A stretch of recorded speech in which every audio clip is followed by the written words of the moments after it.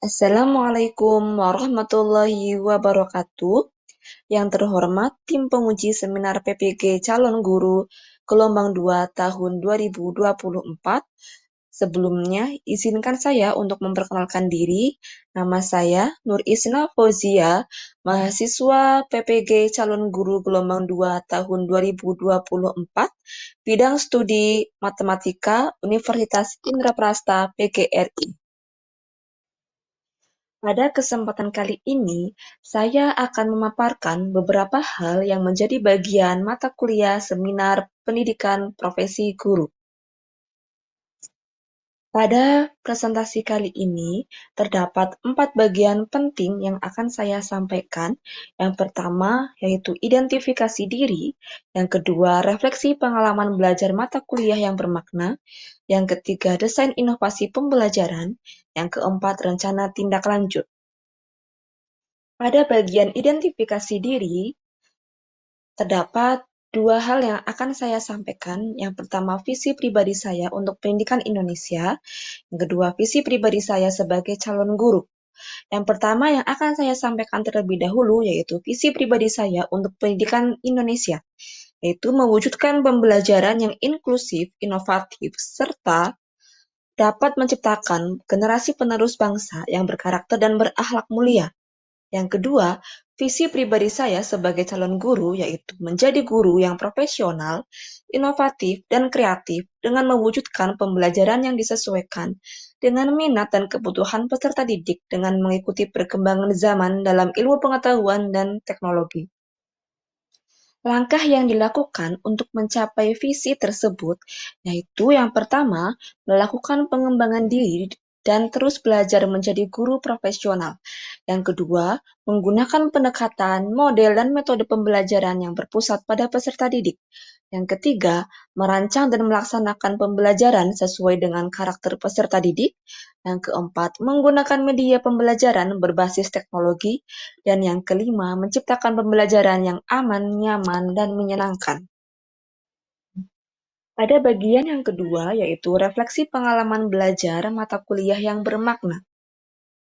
Berdasarkan dari beberapa mata kuliah yang telah saya refleksikan dari semester 1 dan semester kedua, saya akan merefleksikan topik 3 pada mata kuliah Prinsip Pengajaran dan Asesmen 2 di sekolah dasar dan menengah dengan materi pendekatan Culturally Responsive Teaching,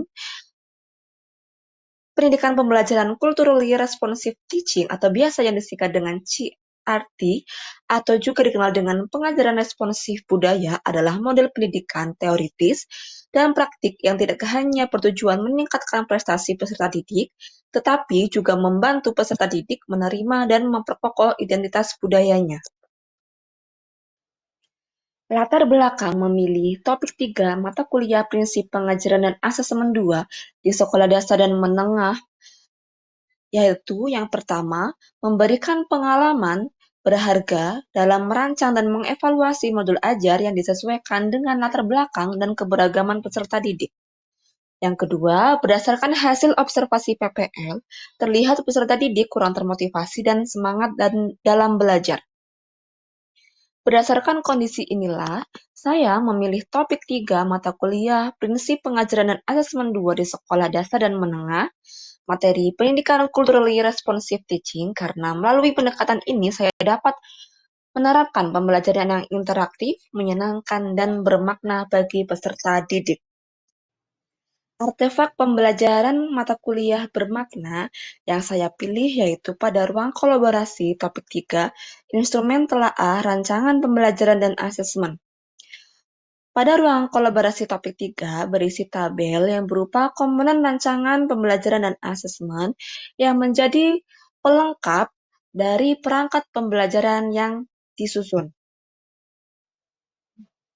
Pada artefak tersebut juga terdapat kelebihan dan kekurangan serta saran perbaikan bagi komponen atau aspek yang telah disusun pada perangkat ajar.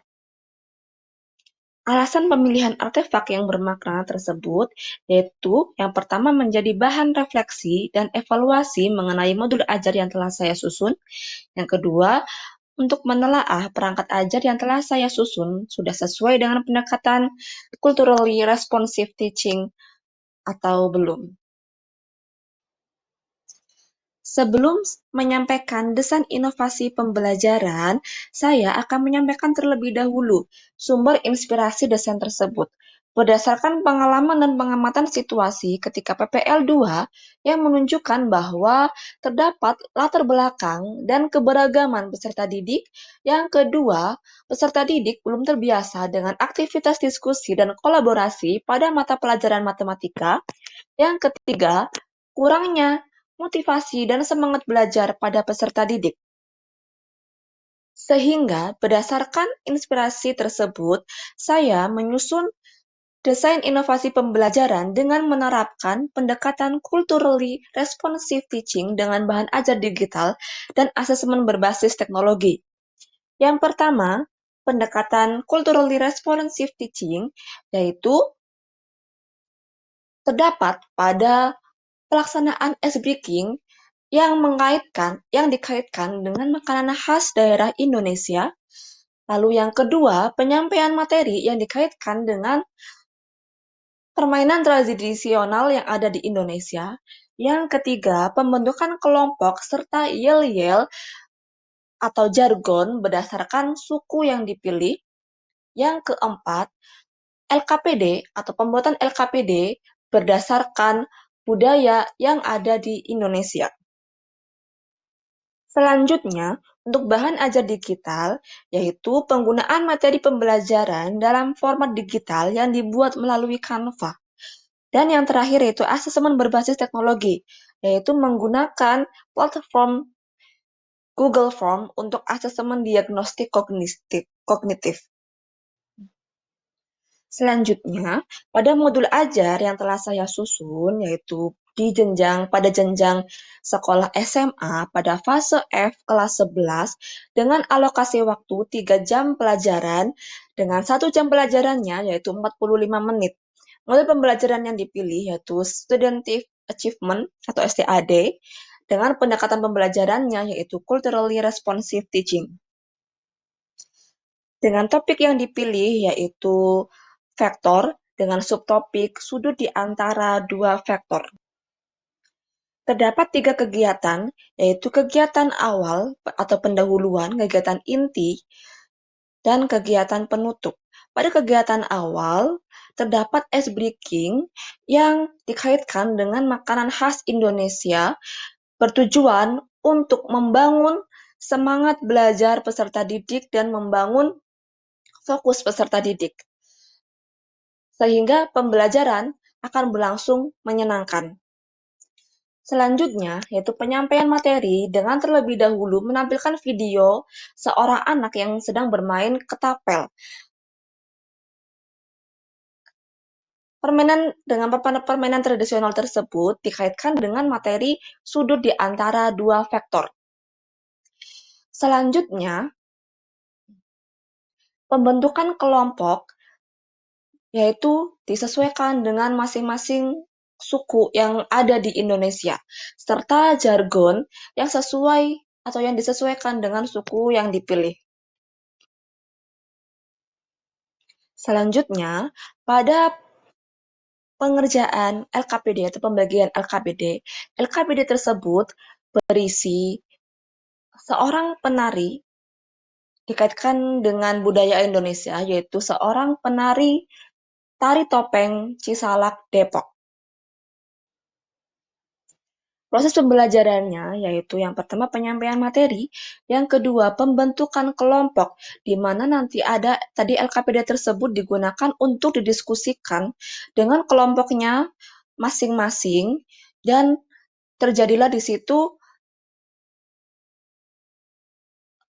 tutor sebaya masing-masing kelompok, di mana kelompok yang disusun itu berdasarkan asesmen diagnostik, yaitu tapi secara heterogen.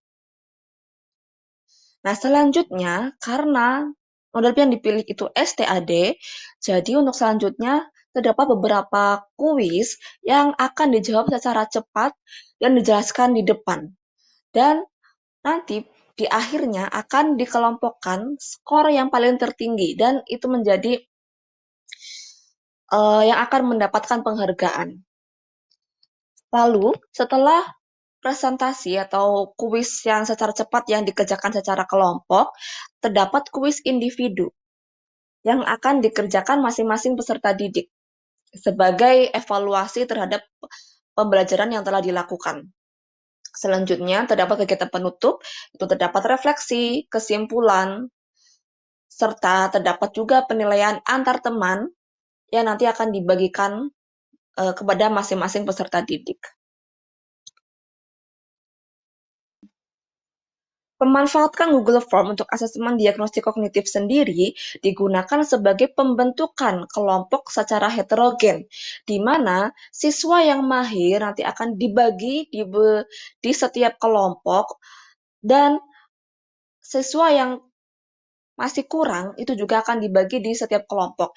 Nah, di situ nanti terjadilah tutor sebaya yang akan dijelaskan jika masih ada yang merasa kesulitan. Pemanfaatan web Canva sebagai media interaktif itu disampaikan pada penyampaian materi. Di situ terdapat PowerPoint dan materi-materi yang disusun di Canva tersebut. Berdasarkan pengalaman-pengalaman yang saya dapatkan, saya menyusun rencana tindak lanjut. Yang pertama, yaitu menggunakan berbagai strategi pembelajaran yang menarik. Yang kedua, menciptakan lingkungan belajar yang aman dan nyaman bagi peserta didik.